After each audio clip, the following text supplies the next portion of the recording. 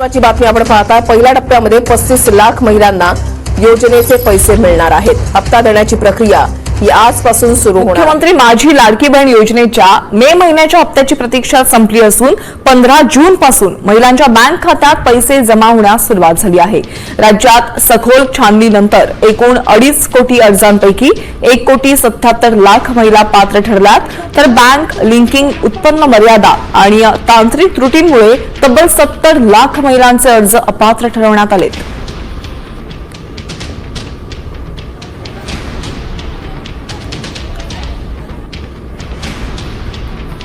लाभार्थी महिलांना मे महिन्याचा हप्ता देण्यासाठी ही रक्कम वळती करण्यात आली। राज्य शासनाने या संदर्भात शासन निर्णय जारी केला। यापूर्वी सुद्धा अशाच प्रकारे सामाजिक न्याय विभागाचे, आदिवासी विकास विभागाचे हजारो कोटी रुपये या योजनेसाठी वळवण्यात आले। प्रधानपेक्षा मोठी आहे आणि म्हणून मी आपल्याला सांगतो, त्यावेळेस मुख्यमंत्री असताना मुख्यमंत्री लाडकी बहीण योजना आपण सुरू केली।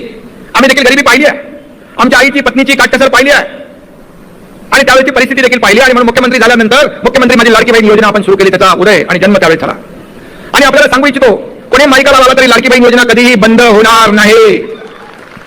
काही केवायसी वगैरे होईल त्याच्यामध्ये, पण पात्र लाडकी बहीण कधी वंचित राहणार नाही, हा शब्द आहे। लाडक्या बहिणींसाठी आनंदाची बातमी आहे। लाडक्या बहिणींनो, तुम्हाला आता रक्षाबंधनाची सरकारकडून ओवाळणी मिळणार आहे।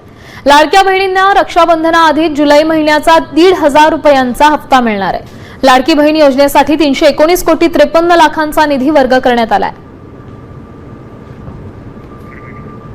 लाडक्या बहिणींना रक्षाबंधनापूर्वीच त्यांचा हप्ता दिला जाईल, त्यामुळे त्यांच्यासाठी आनंदाची बातमी म्हणावी लागेल।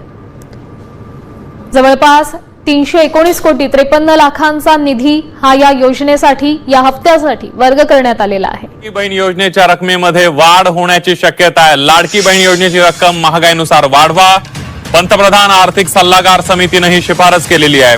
योजनेचं मूल्यमापन करून बदल करण्याच्या सूचना सुद्धा करण्यात आलेल्या आहेत। वाढती महागाई आणि बदलत्या कौटुंबिक गरजांनुसार थेट बँक खात्यात जमा होणारी सध्याची 1500 रुपयांची रक्कम पुरेशी आहे की नाही हे तपासण्यासाठी या योजनेचं मूल्यमापन करावं आणि त्यामध्ये बदल केले जावेत असा सूर या समितीच्या ताज्या चर्चासत्रातून उमटलेला आहे। जसजशी महागाई वाढते तसतशी या रकमेत सुद्धा वाढ केली जावी अशा सूचना त्यांनी प्रत्येक राज्यांना केलेल्या आहेत। याचा अर्थ काय होतो, तर या योजनांमुळे गेल्या 2.5-3 वर्षांमध्ये संपूर्ण जवळजवळ 15 पेक्षा जास्त राज्यांतील 12 कोटींपेक्षा जास्त महिलांना आणि त्यांच्या परिवारांना फायदा होत आहे। तेव्हा विरोधकांसाठी आता हा चांगला धडा आहे। विरोधकांनी आता यापुढे अशा योजनांची बदनामी ही थांबवली पाहिजे आणि सरकारच्या या योजनांना पाठिंबा दिला पाहिजे, त्यांचं समर्थन केलं पाहिजे। खोट्या अफवेंनी बदनाम सरकारला जे काही करायचं कित्येक वर्ष सुरू होतं ते आता थांबवलं पाहिजे। लाडक्या बहिणींसाठी आनंदाची बातमी आहे। पुढील 2 आठवड्यामध्ये हप्ता मिळण्याचा अंदाज आहे। ई-केवायसी प्रक्रियेमुळे हे हप्ते रखडले होते। ई-केवायसी केली नाही त्या महिला अपात्र होणार आहेत। लाडकीचा मार्च-एप्रिलचा हप्ता थकीत आहे। ई-केवायसी करण्यासाठी 30 एप्रिलची अंतिम मुदत ठेवण्यात आली होती, त्यामुळे ज्यांनी ई-केवायसी केली नाही त्या महिला अपात्र होणार आहेत।